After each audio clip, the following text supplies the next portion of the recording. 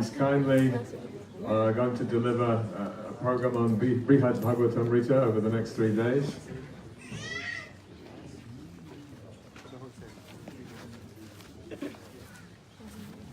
Once again, His Holiness BB Govinda Maharaj ki. Organized.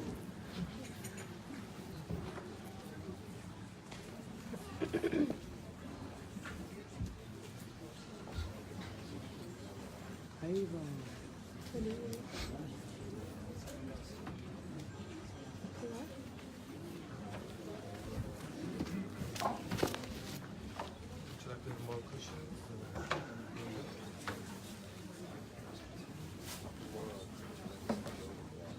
water. Oh my god.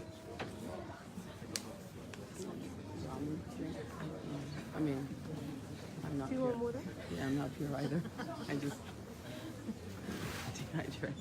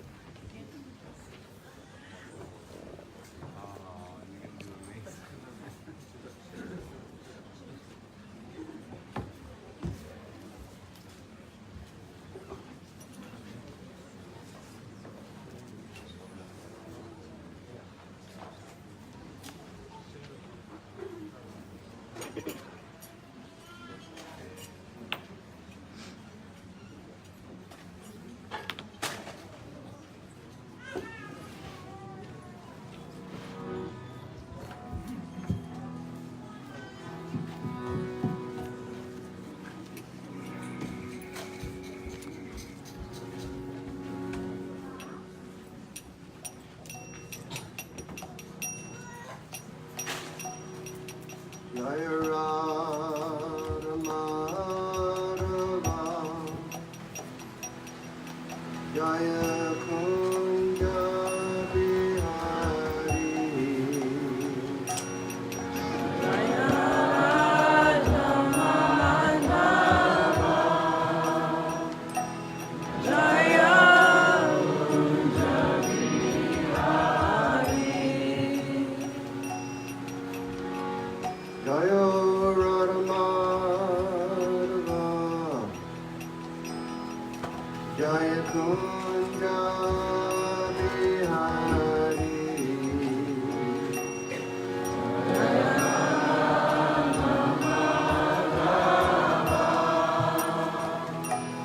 Jaya Kunja Bihari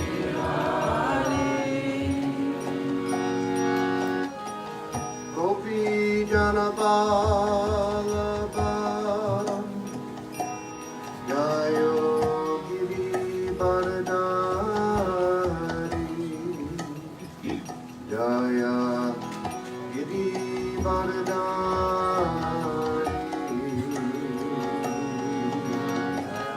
Gopi Janapalapa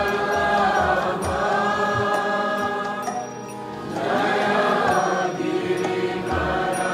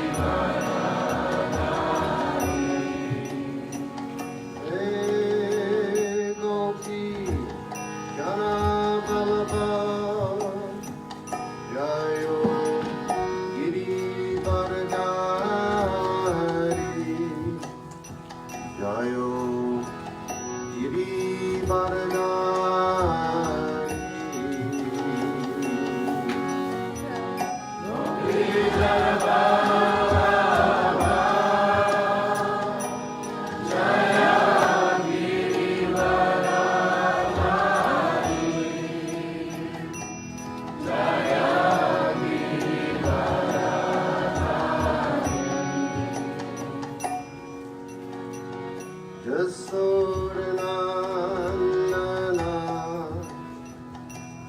Jayo Braja Janaranjana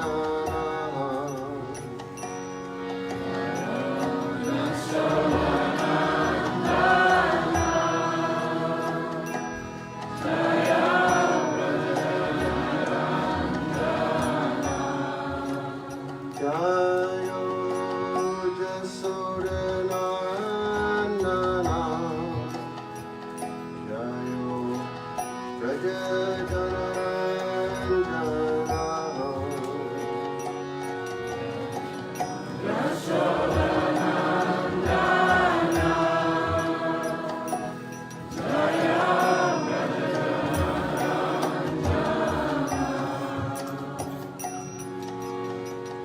Jamuna Tiravanachari Jayo Kunga Bihari Jayo Kunga Bihari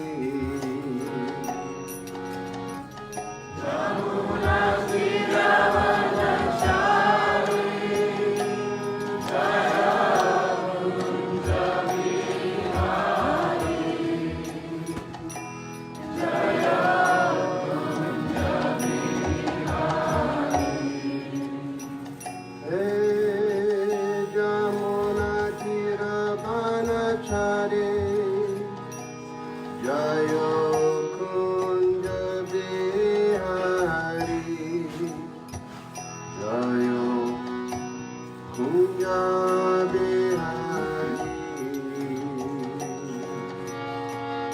Yamuna Tiravanachari Jayo Kunja Bihari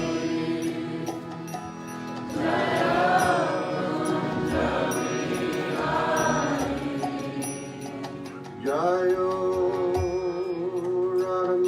Radhamadava Jayo Kunja Bihari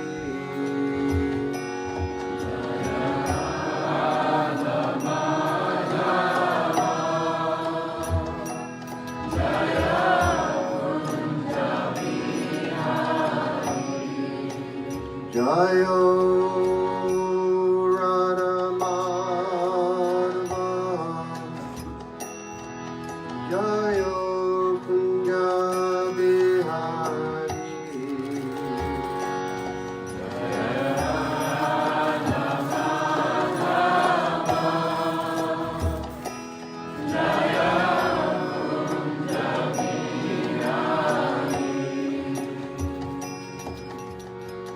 Gopi Janapalava Jayo Girivardhari Jayo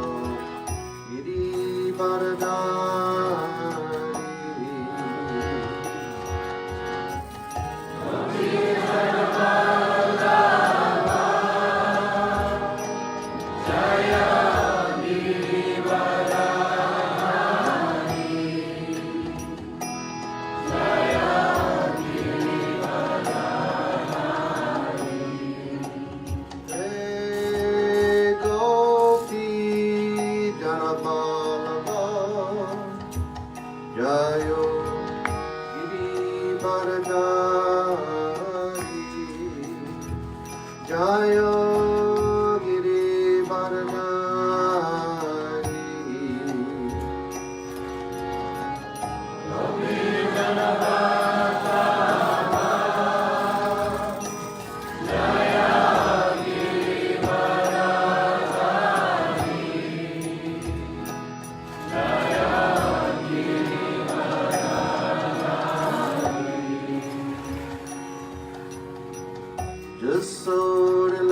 Jasodhanandana Jayo Braja Janaranjana Jayo Jasodhanandana Jayo Braja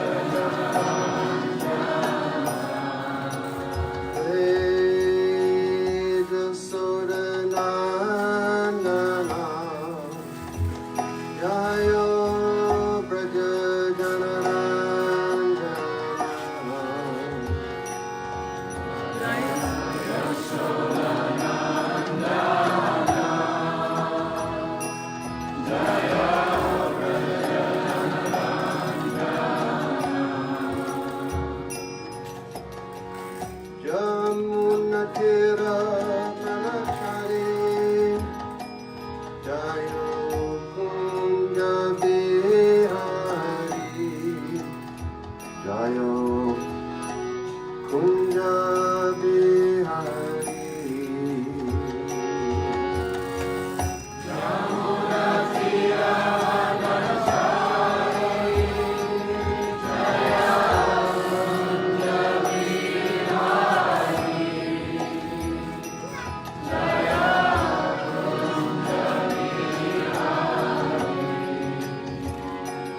Hey Jamuna Tiravanachare Jayo Kunja Bihari Jayo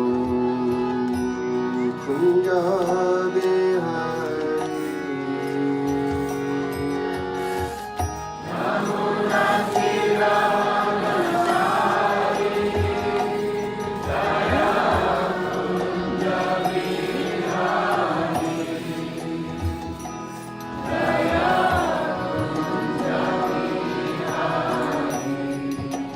Jayo Radha Madhava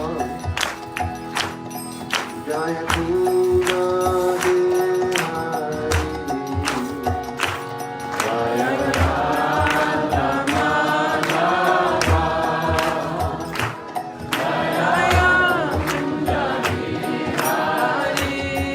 Hey Jayo Radha Madhava Jayo Kunja Bihari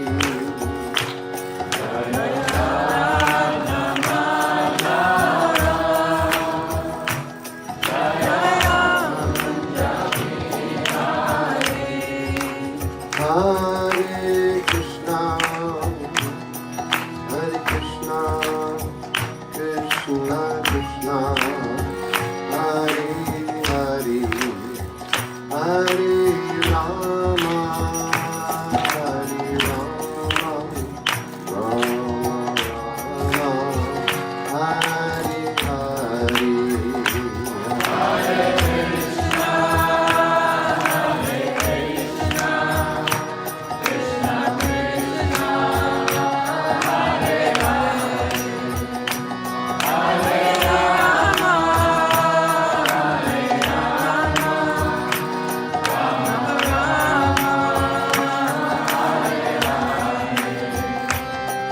Hare Krishna,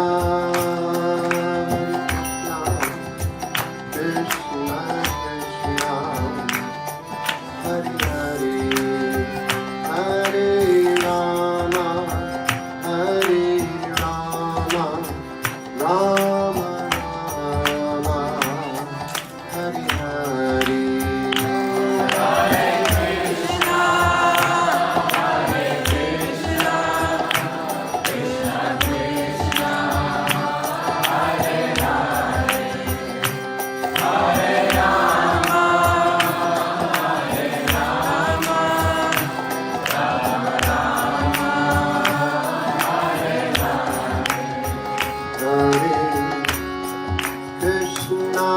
Hare Krishna, Krishna Krishna, Hare Hare, Hare Rama, Hare Rama, Rama Rama, Hare Hare.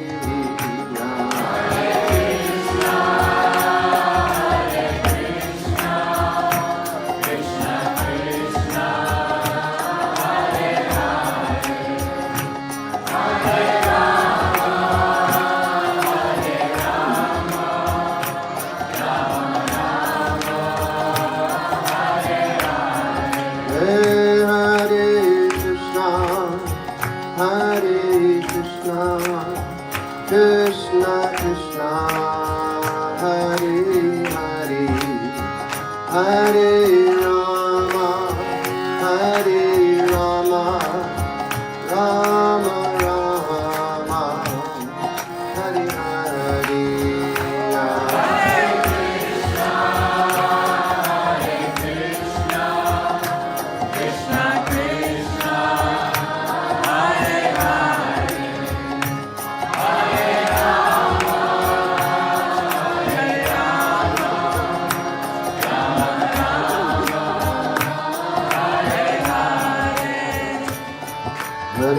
Krishna,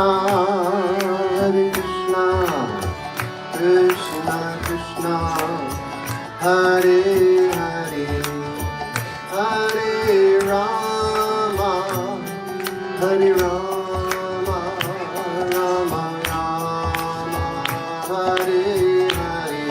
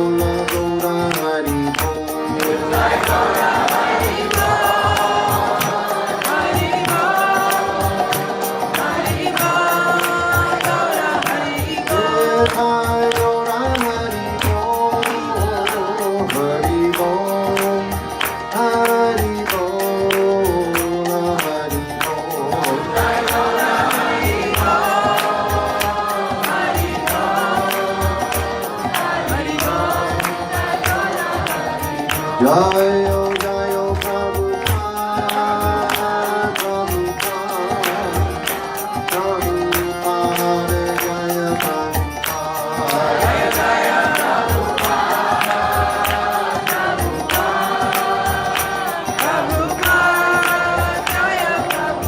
Jayo Jayo Prabhupada, Prabhupada,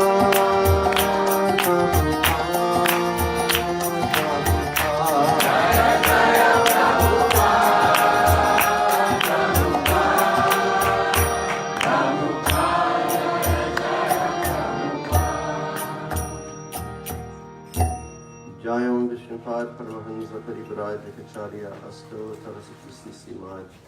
His Divine Grace A.C. Bhaktivedanta Swami Maharaj Srila Prabhupada Ki. Jayam Vishnupad Paramahansa Parivarajikacharya Asto Tarasati Simaj. His Divine Grace Srila Bhakti Siddhanta Saraswati Goswami Prabhupada Ki. Ananta Koti Vaishnavrinda Ki. Namacharya Srila Haridas Thakur Ki. Prem Sikaho Shri Krishna Chaitanya Prabhu Nityananda Shri Advaita Gadadhar Shri Vasudeva Gaura Bhaktivinoda Ki. Shri Shri Radha Krishna Gopinath Sham Kun Radha Kun Giri Govardhan Ki. Vrindavan Dham Ki. Mayapur Navadip Dham Ki. Ganga Maya Ki. Yamuna Maya Ki. Bhakti Devi Ki.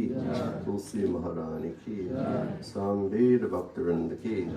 Shri Shri Gauranatai Ki.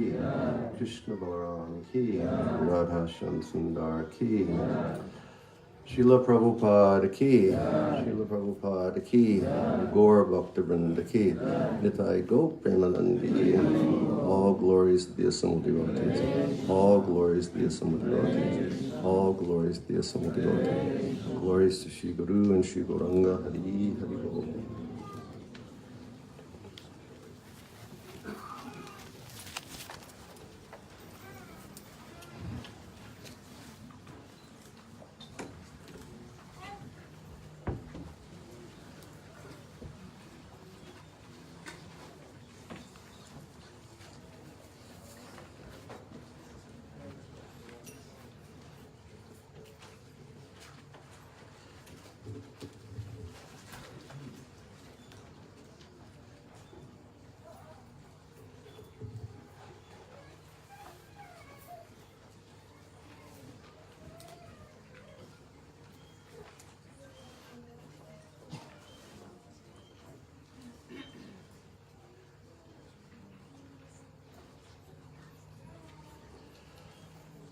Good morning, everyone. Good morning. Hare Krishna.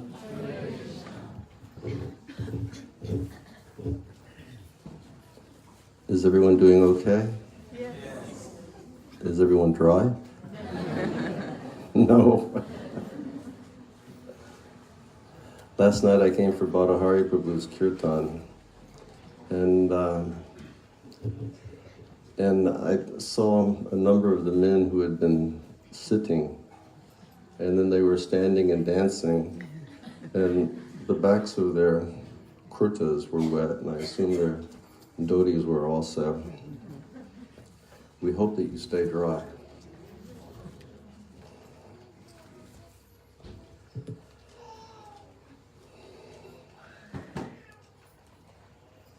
Last year we had the opportunity to speak on, well, before I speak about that, I'd like to say that it's a pleasure for me to be with all of you here at New Govardhan. And I would like to thank the organizers for inviting me again this year. I would like to thank Srila Gurudev for inviting me to come over here and giving me the opportunity to speak.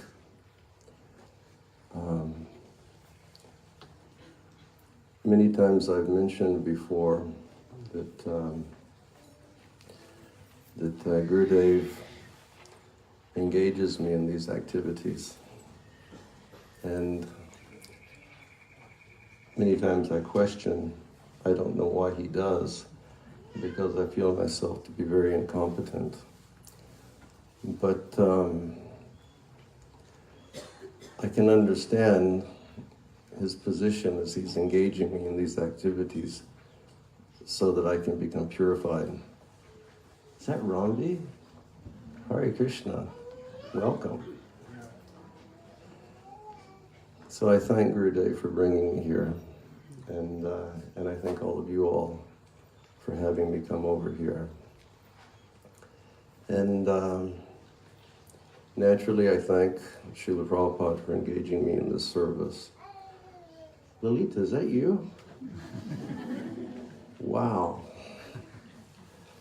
And I thank Srila Sanatana Goswami for giving us this wonderful literature, Brihad-bhagavatamrita.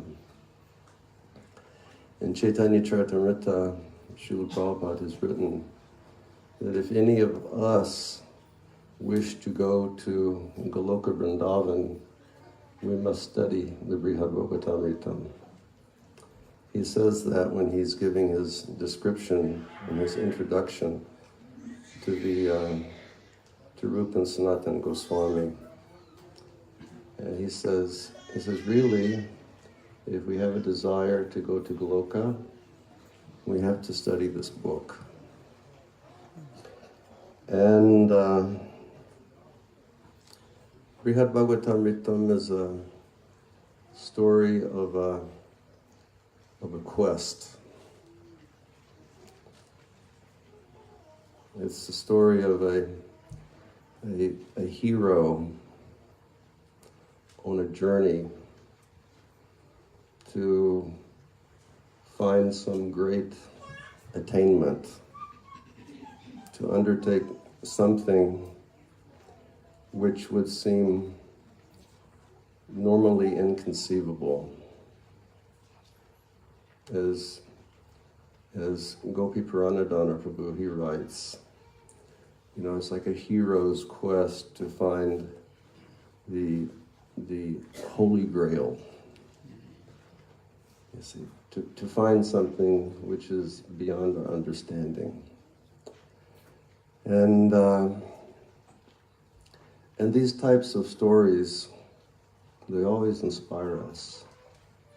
To hear somebody taking up a challenge and then attaining their goal. And it's an inspiration for all of us as well, because we have taken up a challenge. We have taken up something which is practically inconceivable. And that is that in this lifetime, or in many lifetimes, that we'll understand our eternal loving relationship with Krishna, and then go to Krishna's abode and serve Krishna and play with Krishna in that abode. I can remember many, many long years ago, maybe 1992 or 1993, I had the opportunity to be with Srila Govinda Maharaj when he came to Budapest for a few days. And Shivaram Maharaj and I were sitting with Govinda Maharaj, and we were discussing. And I mentioned to him, I said, so, like the goal of our chanting and the goal of our, hearing the Srimad Bhagavatam, and the goal of our studying the literatures of the Goswamis is so that we will understand Krishna's activities in the spiritual world. And he smiled and he said, yes. He said, but not only to understand Krishna's activities in Goloka Vrindavan, but to understand who you are in Krishna's activities. So that's really a great quest. Because at the present time, we're all living in our conditioned consciousness. And we're identifying with the material atmosphere. And we have so many different conceptions of what we are within this world. But the quest of our journey in Krishna consciousness is to go beyond all of the material conceptions and understand who we are as Krishna's eternal servant. Now we're in a position of theoretical understanding, where if any of us are asked, who are you? We'll say we're Krishna's servants. But then the next question comes, well, if you're Krishna's servant, which servant of Krishna are you? What is your seva to Krishna? What is your name? What is your attire? What village do you come from? Like Lalita. When Lalita was a child, she lived in Vrindavan. She lived in the back corner of the ground floor of the Gurukula. And she was just little at that time. And her name is Lalita Manjari, right? And back then in Vrindavan, I would always grow my whiskers. And I would shave my whiskers like once a month, or once every 2 weeks. And back then, before everything went gray, I had a kind of a red beard. And so I would say, you're Lalita Manjari. And she would say, you're Lal Dari Manjari. Lal Dari means like, you're red beard Manjari. So understanding who we are. And we understand by reading Srila Prabhupada's books, and we understand by reading the books of the Goswamis, that in the spiritual world, there are different relationships that we have with Krishna. One can have the relationship in neutrality. One can have a relationship as a servant. One can have a relationship as a friend. One can have a relationship in the parental mood. And then one can have a relationship as one of Krishna's lovers. So this is the quest, to understand who we are, and who we are in Krishna's activities, and what is our service to Krishna. So last year when we spoke, the quest was to understand what devotees, which devotees have received the greatest extreme amount of Krishna's mercy, and why. So that quest was undertaken by Narada Muni, and I don't know how many of you were here last year, but we spoke of Narada's quest. And Narada was trying to understand who is the best devotee. So Narada, he started traveling, and he started traveling throughout the universes, and he started traveling beyond the universe to the spiritual world as well. And he would meet great Vaishnavas. And when he would meet great Vaishnavas, he would be overwhelmed in ecstasy upon meeting the Vaishnava, and he would proclaim, you are the greatest devotee of the Lord. You have received the extreme limit of Krishna's mercy. And then the Vaishnavas would always reply, excuse me, sir, I'm not the greatest devotee. I'm not even a devotee. But if you want to find a devotee, go to this person. And so then his quest would continue. And he would go to the next person, and the next person, and the next person, until he went to Dwarka in the spiritual sky, and he approached the Yadavas, and the Yadavas told him, the best of us all is Uddhava. And he went to Uddhava, And then that entire situation unfolded that we described last year.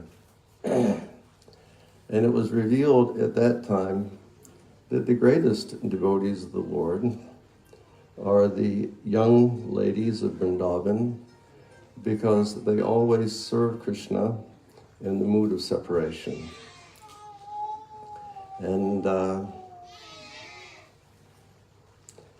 Narada felt great ecstasy when he understood that point.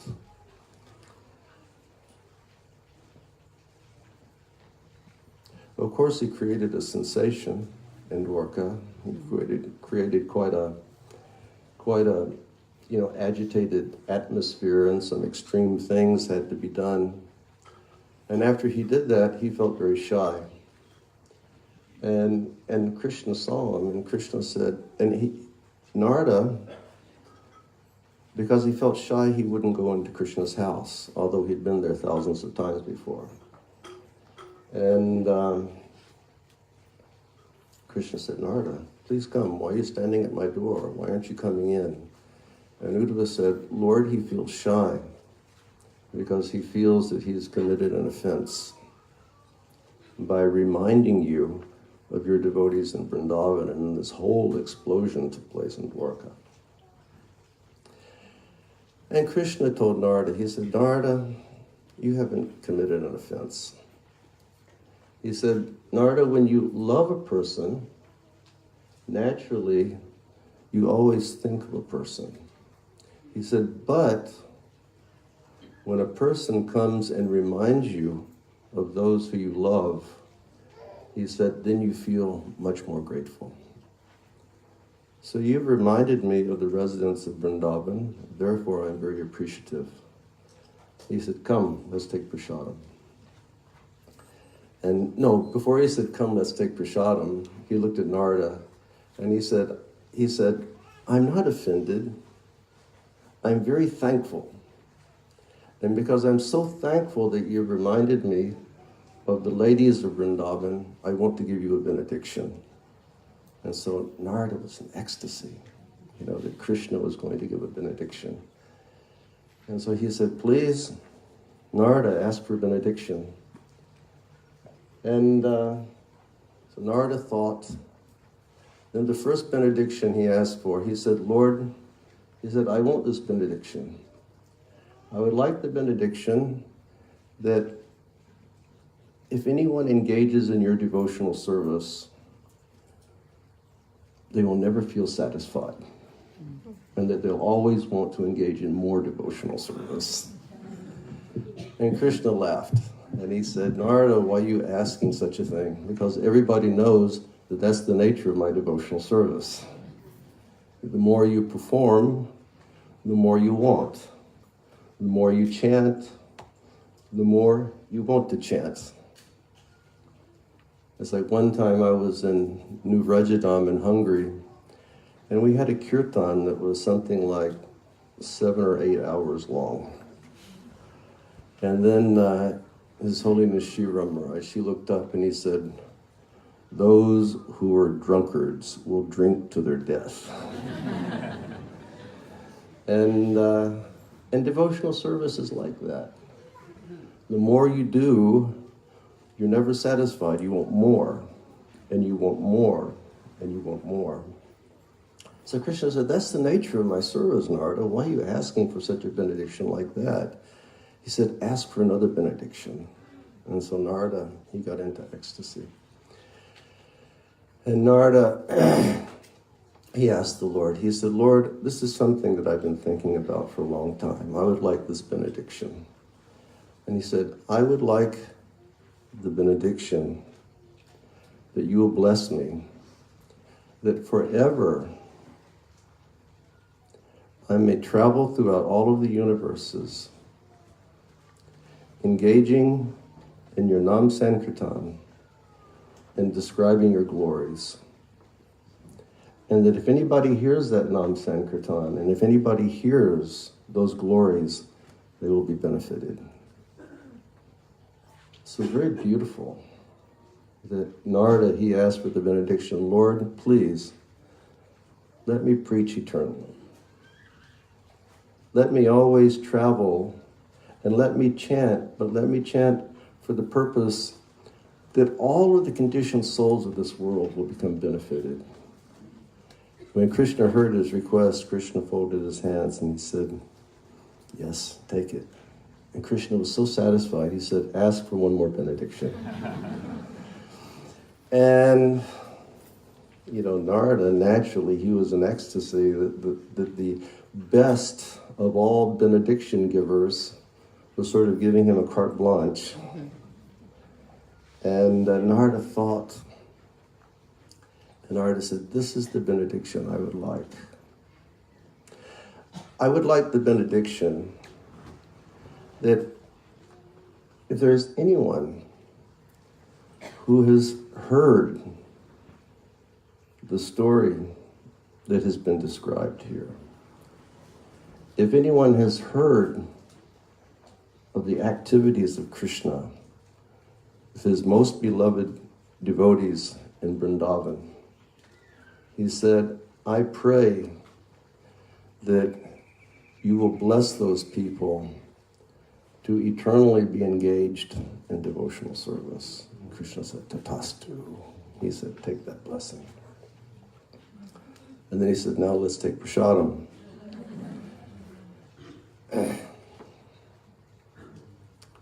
Maybe one day you'll be able to be there to cook, RP. You can make Krishna some nice pizza rolls. And so they sat down to take prasadam, but Narada was so overwhelmed with ecstasy and his understanding, the goal of his quest, who are the greatest devotees of the Lord, that he couldn't eat.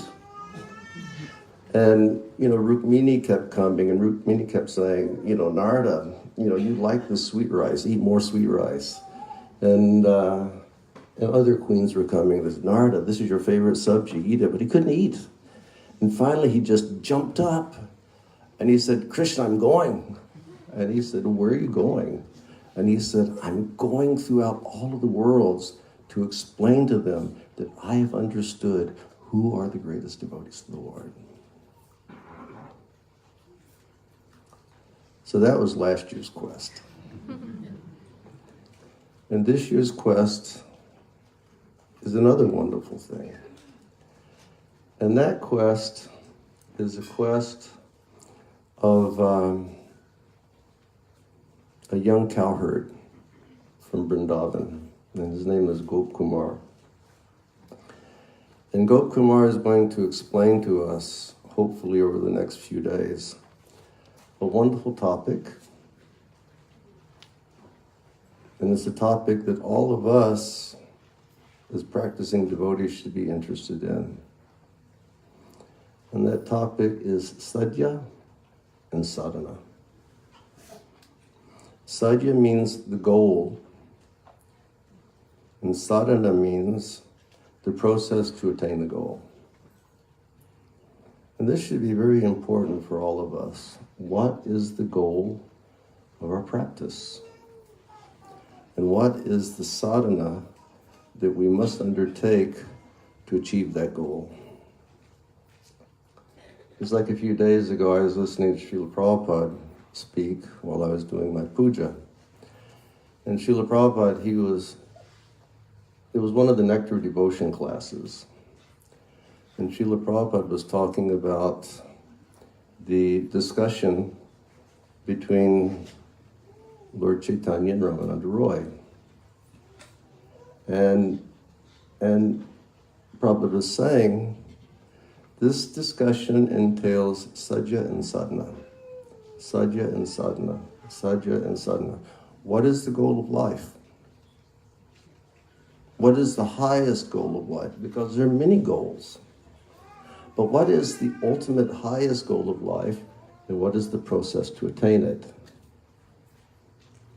And we know even in that discussion, when Lord Chaitanya was speaking to Ramananda Roy, Lord Chaitanya, he said, what is the goal of life? What is the process to attain it? And Ramananda Roy began describing many different things. such as performing duties and engaging in varnashram and performing activities selflessly. And Lord Chaitanya would listen. He would say, this is nice, but eko baya, it's external. Please, if you know something more, tell me. And Lord Chaitanya didn't start to become satisfied until Ramananda Roy described the verse that's spoken by Lord Brahma in his prayers, where Lord Brahma says, in order to attain perfection, he said, first, you don't have to change your position. Whatever position you're in society, whether you're a family man or whether you're a brahmachari or a renunciate, you don't have to change your position to attain perfection. He said it is necessary that you'll give up the process of mental speculation, because trying to understand the absolute by the speculations of the mind will take us nowhere.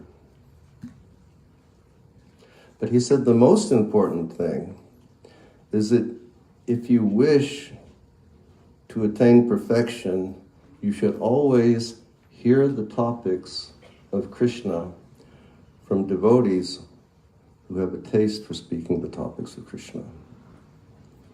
He said, if you do that, Krishna, who is Ajita, he is unconquerable.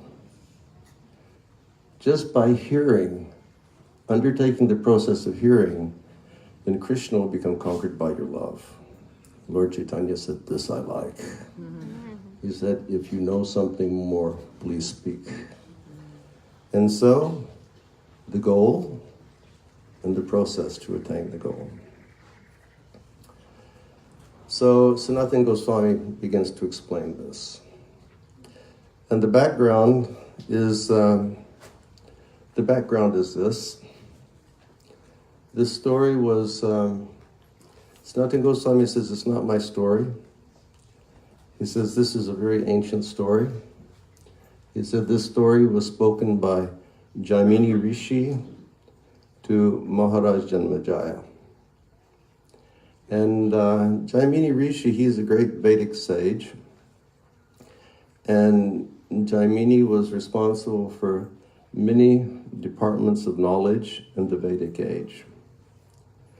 But he was such an exalted sage that when Parikshit Maharaj was cursed to die, and he went to the banks of the Ganga, then Shukdev Goswami came, and there was such an assembly of saints and sages, and Shukdev Goswami personally arranged that Jaimini would sit just behind Parikshit Maharaj, so that Jaimini would hear the entire discussion that was taking place. Because he was so qualified, he wanted Jaimini to hear very, very clearly what he was saying, so that later Jaimini could repeat it.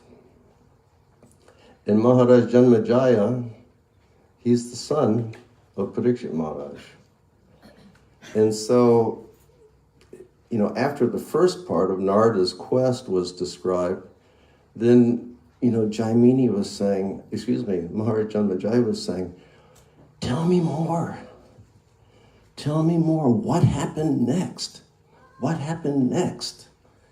And then Jaimini Rishi says, well, Parikshit Maharaj, he spoke the first part to his mother Uttara. Oh, and this is another part of the background. Excuse me.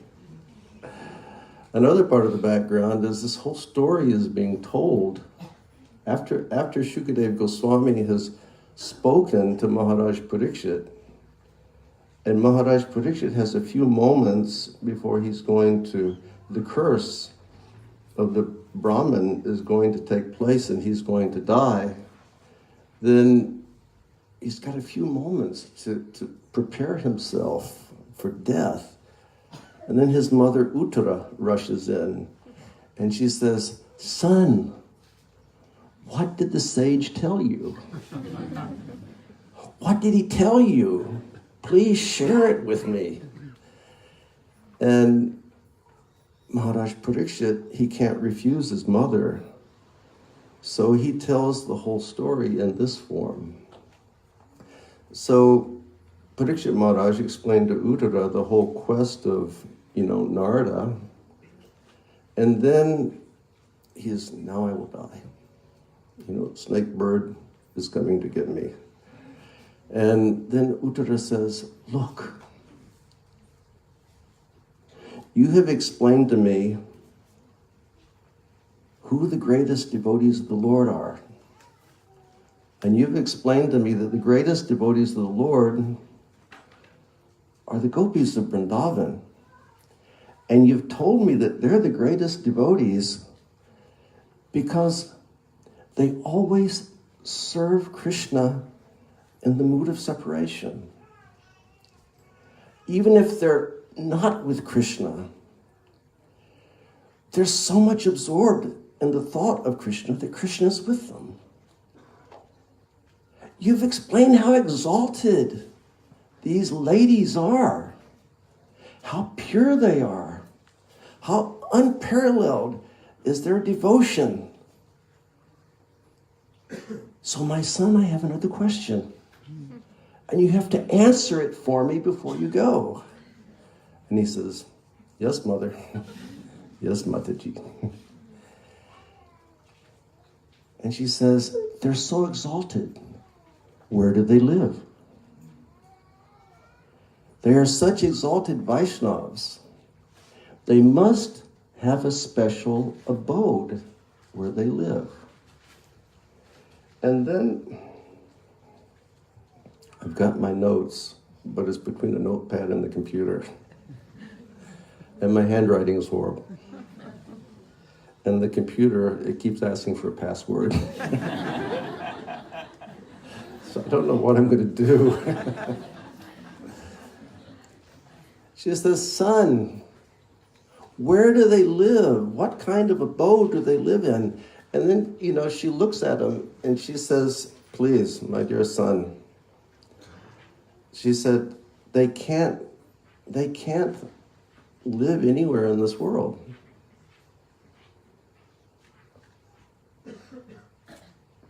She said, here we have the lower, the middle, and the upper planets. Svargaloka, Bhur Swa.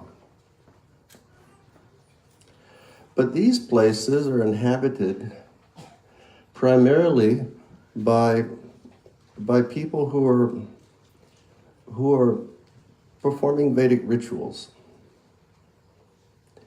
And they simply want to have opulence and a heavenly situation in their lives or in their next lives.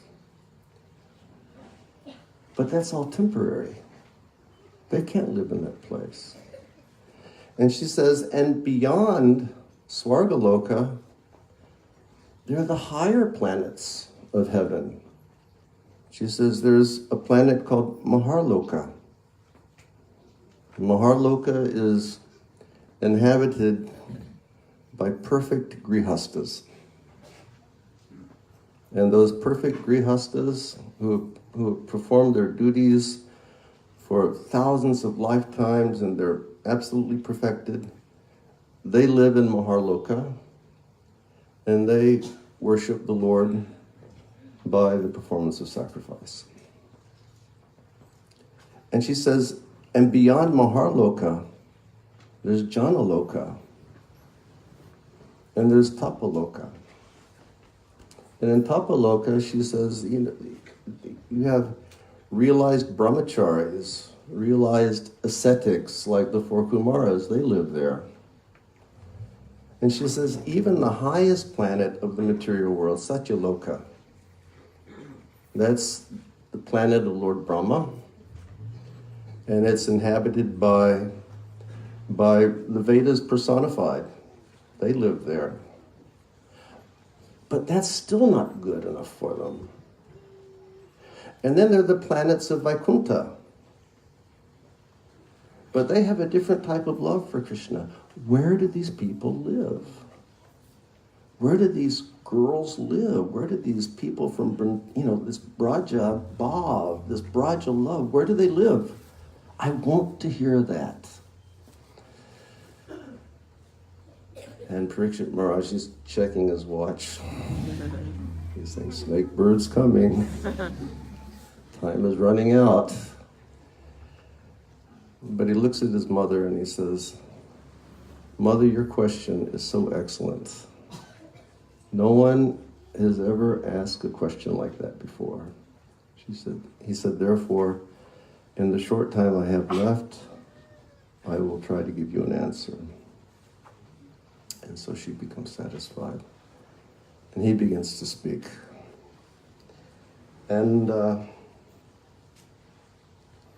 now I have to do the password thing.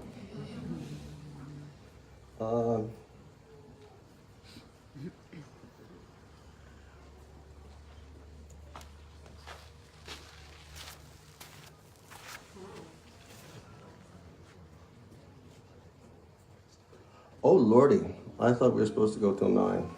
I only have 10 minutes. Why? Well, I'll be more careful tomorrow.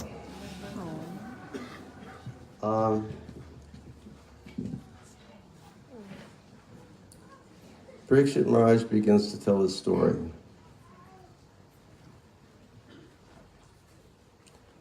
And he tells his mother, he said, Mother, I could answer your question by giving you reference from the Shruti and the Smriti. I could answer your question very nicely from Shastra. It says, but I would prefer to tell you a story that I heard from my Guru Maharaj. And it's a nice story, and it's a long story. And so then he says, so I will answer in that way. And before he begins to speak, he gives his obeisance to his spiritual master, Shukadeva Goswami. And then he begins his story. And he says, Mother, there was once an ignorant Brahmin, and his family originally hailed from Mathura. But his family had migrated to Assam, up in the northeast, up above Bengal. He said this Brahmin was ignorant of any Shastra. And this Brahmin, he was looking for material wealth in life. And he was frustrated. So he would go to a temple of Durga Devi. And that Devi, she's known as Kamakya Devi. I actually did a Google search on Kamakya Devi. And Kamakya, I think even up to like 150 years ago, they used to perform human sacrifices to Kamakya Devi. It's a very, very interesting form of Durga Devi. And this Brahmin, he went to Devi, and he was praying to Devi, please help me, please help me, please help me to somehow or other attain my goal in life. I don't know what to do. I don't know where to go. I don't know how to do it. Devi, please help me. Devi, please help me. And he would pray to Devi that way all the time. And then one night, while he was sleeping, Devi came to him in his dream. And Devi said, My dear Brahmin, I have a mantra that I would like for you to chant. It is a 10-syllable mantra. If you chant this mantra, you will attain the highest goal of life. And the mantra that she gave him was Gopi Jana Balabhaya Swaha. And so the ignorant Brahmin accepted this mantra of the Lord's name, Gopi Jana Balabha. And it is the mantra for worshipping Sri Manad Gopal in Vrindavan. And he began chanting. And then by the power and the effect of chanting the mantra, his life started to change. And I think each and every one of us here have that experience. We receive the mantra. We receive the mantra from our spiritual masters. We begin to chant, and our lives begin to change. We start to see a different goal of life. We begin to see a different direction in life. The Brahmin started to become detached. He started thinking, no, this attainment of material things, it's so hopeless. All of those things are going to go away. Like I can remember when I was young, I went to see my father before he was going to pass away. And I was a devotee at that time. He told me, son, he said, I had 7 children. He said, and I've been very, very successful in life. He said, but now death is upon me. And all of the material things that I strove so hard to achieve in my life, he said, they're just going through my fingers like water. He said, there's no way I can hold on. He said, son, I think I chose the wrong goal in life. So the Brahmin, he started thinking, no, material things are hopeless. And then he started to wander. He left his home. He left his home and he started traveling. And first, he went to the Sundarban in Bengal, where the Ganga flows into the ocean. And there they have a big mela, which is called the Ganga Sagar Mela. And he went there and he met Brahmins. But these Brahmins, they were all Brahmins who were engaged in performing Vedic rituals for the purpose of being happy in this life and going to heaven in the next life. And he said, this is nice. I like this. They're giving me some duties to perform. So he lived there with the Brahmins for a while, but he never stopped chanting his mantra. He said, I would do what the Brahmins would say to do, but in seclusion, I would always make sure I was chanting Gopi Jana Balabhaya Swaha in japa. He said, I always chanted the mantra that Devi gave me. After a while, he said, this is not interesting, just performance of duties. And then he left that place. The next place that he went was to Varanasi, or Kashi. In Kashi, there everybody is the worshiper of Kashi Vishwanath. They worship Lord Shiva.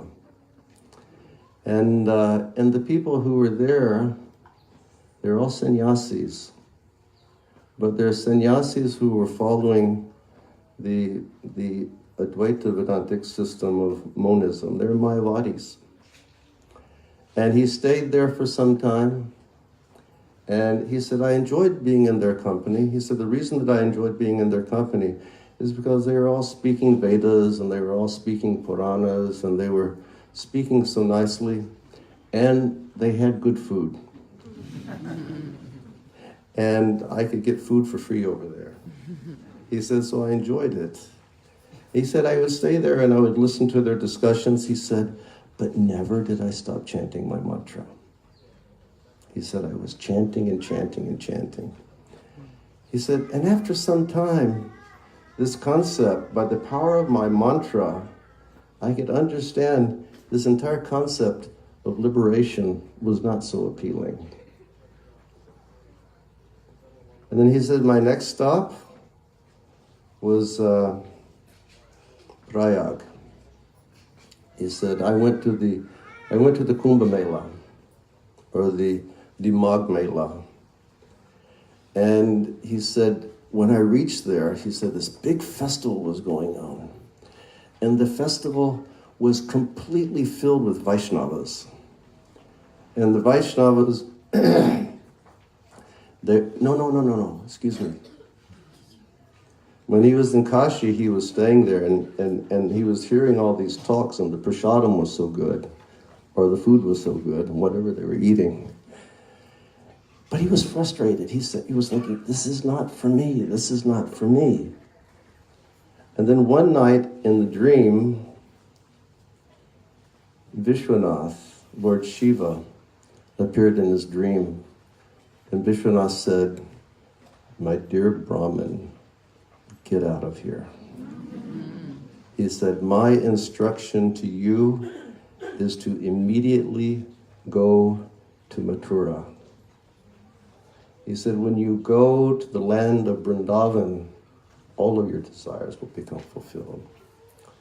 So then, he next went to Benares, next went to Prayag, and I'll tell you about Prayag tomorrow morning. Hare Krishna. Shri Prabhupada ki.